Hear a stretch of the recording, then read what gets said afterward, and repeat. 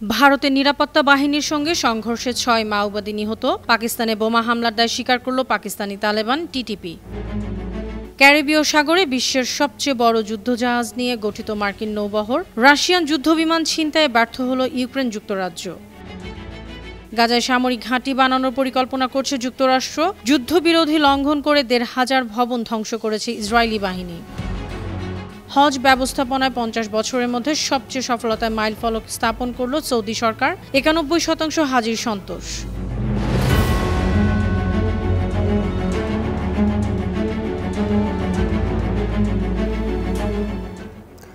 শুনছিলেন সংবাদ শিরোনাম। সবাইকে স্বাগত জানাচ্ছি বিশ্বজুড়ে প্রতিদিনে বিশ্বের বিভিন্ন প্রান্তের সবশেষ তথ্য জানাতে আপনাদের সঙ্গে আছি আমি অনন্যা চৈতি। ভারতের ছত্তিশগড়ের বিজাপুর জেলায় নিরাপত্তা বাহিনীর সঙ্গে সশস্ত্র বিদ্রোহী গোষ্ঠী মাওবাদীদের সংঘর্ষে ৬ জন মাওবাদী নিহত হয়েছেন। নিহতদের মধ্যে মাওবাদীদের সিনিয়র কমান্ডাররাও আছেন। ঘটনাস্থল থেকে বিপুল পরিমাণ অস্ত্র ও বিস্ফোরক উদ্ধার করা হয়েছে। মঙ্গলবার ভারতের পুলিশের বরাত দিয়ে ফরাসি বার্তা সংস্থা এএফপি এসব তথ্য জানিয়েছে। ছত্তিশগড়ের জ্যেষ্ঠ পুলিশ কর্মকর্তা সুন্দর রাজ টেলিফোনে এএফপিকে এসব তথ্য জানিয়েছেন। উল্লেখ্য, চীনা বিপ্লবী নেতা মাও সেতুংয়ের ভাবধারায় অনুপ্রাণিত হয়ে ১৯৬৭ সালে ভারতে মাওবাদীদের সশস্ত্র বিদ্রোহ শুরু হয়। আদিবাসী অধিকার বঞ্চিত জনগোষ্ঠীর পক্ষে লড়াই করে তারা। আফগানিস্তানে আবারও হামলা চালানোর হুঁশিয়ারি জানিয়েছেন পাকিস্তানের প্রতিরক্ষা মন্ত্রী খাজা আসিফ। ইসলামাবাদ ও দক্ষিণ ওয়াজিরিস্তানে দুটি বড় সন্ত্রাসী হামলার পর তিনি এ হুঁশিয়ারি জানিয়েছেন। তার অভিযোগ, পাকিস্তানে হামলাকারী গোষ্ঠীগুলোকে আফগানিস্তান আশ্রয় দিচ্ছে। এ কারণে আফগানিস্তানে অভিযান চালানোর সম্ভাবনা উড়িয়ে দেওয়া যায় না। মঙ্গলবার পাকিস্তানি সংবাদ মাধ্যম জিও নিউজ এসব তথ্য জানিয়েছে। পাকিস্তানের রাজধানী ইসলামাবাদে জেলা আদালত ভবনের সামনে পুলিশের গাড়ির কাছে আত্মঘাতী বোমা হামলার দায় স্বীকার করেছে পাকিস্তানি তালেবান টিটিপির একটি ভিন্ন মতাবলম্বী গোষ্ঠী জামাতুল আহরার। মঙ্গলবার দুপুরে এ হামলায় ১২ জন নিহত এবং ২৭ জন আহত হয়েছিলেন। এটি সাম্প্রতিক বছরগুলোতে দেশটিতে অন্যতম বড় হামলা। দায় স্বীকার করে দেওয়া বিবৃতিতে টিটিপি জানিয়েছে, পাকিস্তানের আইন ইসলামিক নয়। এ কারণে প্রচলিত আইনের বিচারক, আইনজীবী ও কর্মকর্তারা তাদের লক্ষ্যবস্তু।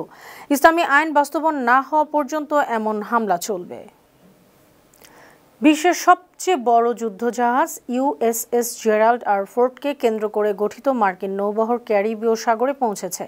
মাদক বিরোধী অভিযানের আড়ালে এ বিশাল যুদ্ধজাহাজের বহর মোতায়েন করা হয়েছে। এ কারণে ভেনেজুয়েলা ও কলম্বিয়ার সঙ্গে যুক্তরাষ্ট্রের উত্তেজনা বেড়েছে। বুধবার ব্রিটিশ সংবাদ মাধ্যম বিবিসি এসব তথ্য জানিয়েছে। গত মাসে ক্যারিবীয় ও পূর্ব প্রশান্ত মহাসাগরে কথিত মাদকবাহী নৌযানের উপর ১৯টি হামলা চালিয়েছে যুক্তরাষ্ট্র। এসব হামলায় ৭৬ জন নিহত হয়েছেন। ভেনেজুয়েলার প্রেসিডেন্ট নিকোলাস মাদুরো অভিযোগ করেছেন, যুক্তরাষ্ট্র সংকট তৈরি করে তার সরকারকে উৎখাতের চেষ্টা করছে। ফিলিস্তিনে গাজা সীমানায় বড় সামরিক ঘাঁটি বানানোর পরিকল্পনা করছে যুক্তরাষ্ট্র। এই ঘাঁটি নির্মাণে প্রায় $৫০ কোটি খরচ করবে। মঙ্গলবার ইসরায়েলি সংবাদ মাধ্যম শারিম জানিয়েছে, ওই ঘাঁটিতে আমেরিকা ১০০০-এর বেশি সেনা ও ভারী অস্ত্র রাখতে চায়। এ ব্যাপারে গত সপ্তাহে ইসরায়েলের সেনাবাহিনীর সঙ্গে আমেরিকার একটি প্রতিনিধি দল আলোচনা করেছে। আমেরিকার এই ঘাঁটি বানানোর সিদ্ধান্তে মধ্যপ্রাচ্যে উদ্বেগ দেখা গেছে। বিশ্লেষকদের ধারণা, ইসরায়েলকে সাহায্য করতেই যুক্তরাষ্ট্র এই ঘাঁটি নির্মাণ করছে। আন্তর্জাতিক চাপ কমাতে ইসরায়েলিরা মিত্রদের মাধ্যমে তাদের লক্ষ্য পূরণের চেষ্টা করছে। ১০ অক্টোবর যুদ্ধবিরতি শুরুর পর গাজায় ১৫০০ ভবন ধ্বংস করেছে ইসরায়েলি প্রতিরক্ষা বাহিনী। বিবিসি ভেরিফায়ার পর্যালোচনায় প্রকাশিত স্যাটেলাইট চিত্রে এ তথ্য জানা গেছে। প্রকৃত ধ্বংস হওয়া ভবনের সংখ্যা এর চেয়েও বেশি হতে পারে। ৮ নভেম্বর তোলা সর্বশেষ স্যাটেলাইট ছবিগুলো এ ধ্বংসাবশেষ দেখায়। সব অঞ্চলের স্যাটেলাইট চিত্র বিবিসির কাছে নেই। এ ধ্বংসযজ্ঞ দেখে কয়েকজন বিশেষজ্ঞ বলেছেন, ইসরায়েল যুদ্ধবিরতির শর্ত ভঙ্গ করছে। তবে ইসরায়েলি বাহিনীর মুখপাত্র জানিয়েছেন, তারা যুদ্ধবিরতি কাঠামোর মধ্যেই দায়িত্ব পালন করছেন। গাজায় যুদ্ধবিরতির মধ্যেও প্রায় প্রতিদিনই আক্রমণ করছে ইসরায়েলি বাহিনী। গেল ২৪ ঘন্টায় ইসরায়েলের হামলায় ৩ জন মারা গেছেন। গাজার সিভিল ডিফেন্স কর্তৃপক্ষ জানিয়েছে, বিভিন্ন এলাকা থেকে ৩৫ অজ্ঞাত ফিলিস্তিনির মরদেহ আল শিফা হাসপাতালে নেওয়া হয়েছে। সবশেষ হিসেব অনুযায়ী ২০২৩ সালের অক্টোবর থেকে ইসরায়েলের হামলায় গাজায় ৬৯,০০০-এরও বেশি মানুষ মারা গেছেন। আহত হয়েছেন ১,৭০,৬৯৪ জন। যুদ্ধবিরতির পর হামলায় নিহত হয়েছেন ২৪৫ ফিলিস্তিনি। ২ বছরে ইসরায়েলি আগ্রাসনে অঙ্গচ্ছেদ হয়েছে ৬,০০০-এরও বেশি মানুষের।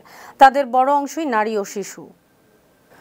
রুশ সামরিক বাহিনীর হাইপারসোনিক ক্ষেপণাস্ত্রবাহী এক যুদ্ধবিমান ছিনতাইয়ের চেষ্টা করেছিল ইউক্রেন ও যুক্তরাজ্য, এমন অভিযোগ করেছে রাশিয়া। তবে রুশ গোয়েন্দা সংস্থা এফএসবি দাবি করেছে এ ষড়যন্ত্র নাস্তাত করে দেওয়া হয়েছে। গোয়েন্দা সংস্থাটি বিবৃতি দিয়ে জানিয়েছে, ইউক্রেনের প্রতিরক্ষা মন্ত্রণালয় এবং তাদের ব্রিটিশ তত্ত্বাবধায়করা যৌথভাবে রাশিয়ার অতি দ্রুত গতির কিনজাল ক্ষেপণাস্ত্রবাহী মিগ-31 যুদ্ধবিমান ছিনতাইয়ের পরিকল্পনা করেছিল। এ লক্ষ্যে রুশ পাইলটদের $3 মিলিয়ন ও একটি পশ্চিমা দেশের নাগরিকত্বের লোভ দেখানো হয়, যাতে তারা বিমানটি কৃষ্ণসাগরের তীরে ন্যাটো ঘাঁটি রোমানিয়ার কনস্ট্যান্টায় নিয়ে যান। লেবার পার্টির নেতৃত্ব থেকে ব্রিটিশ প্রধানমন্ত্রী কিয়ার স্টারমারকে সরিয়ে নতুন নেতা আনার চেষ্টা চলছে। স্টারমারের ঘনিষ্ঠরা মনে করছেন, বাজেট ঘোষণার পরে নেতৃত্বে পরিবর্তন আনার তৎপরতা শুরু হবে। তবে স্টারমারের সহযোগীরা জানিয়েছেন, প্রধানমন্ত্রী তার পদ ছাড়বেন না, যে কোনো অভ্যন্তরীণ চ্যালেঞ্জের মুখে লড়াই করবেন। ইতিমধ্যে স্টারমার বিরোধী গোষ্ঠী বিকল্প নেতৃত্বের জন্য মন্ত্রিসভারই কয়েকজন প্রভাবশালী সদস্যের নাম আলোচনা করছেন। সম্ভাব্য নেতৃত্ব প্রত্যাশীদের মধ্যে রয়েছেন স্বাস্থ্য সচিব ওয়েস স্ট্রিটিং, স্বরাষ্ট্রমন্ত্রী শাবানা মাহমুদ, জ্বালানি মন্ত্রী এড মিলিব্যান্ড এবং সাবেক পরিবহন মন্ত্রী লুইস হেগ। দক্ষিণ কোরিয়ার সাবেক প্রধানমন্ত্রী হোয়াং কিও-আন এবং জাতীয় গোয়েন্দা সংস্থার NIS সাবেক প্রধান চো তে-ইয়ংকে গ্রেপ্তার করা হয়েছে। 2024 সালের ডিসেম্বরে দক্ষিণ কোরিয়ায় সামরিক আইন ঘোষণার ঘটনায় সাবেক প্রধানমন্ত্রীকে গ্রেপ্তার করা হয়েছে।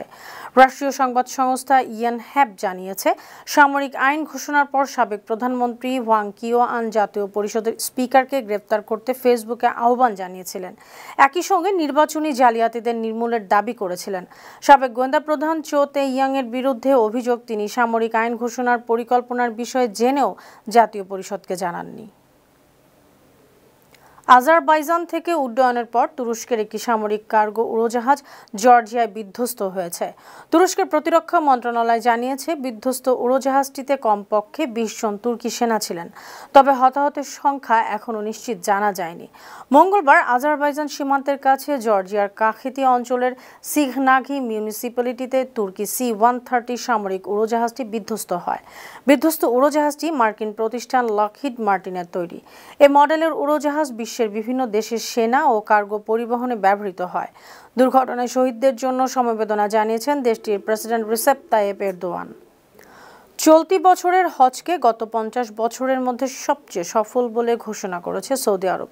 দেশটির হজ ও ওমরাহ মন্ত্রী ডক্টর তাওফিক আল রাবিয়া জানিয়েছেন, 2025 সালের হজ মৌসুমে হাজিদের সন্তুষ্টির হার 91%।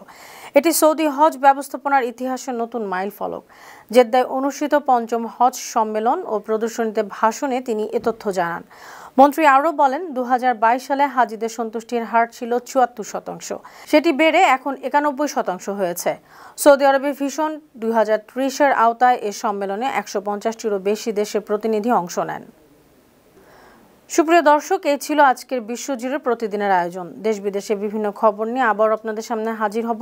সেই পর্যন্ত ভালো থাকুন, সুস্থ থাকুন, বানো টিভির সঙ্গেই থাকুন। ধন্যবাদ।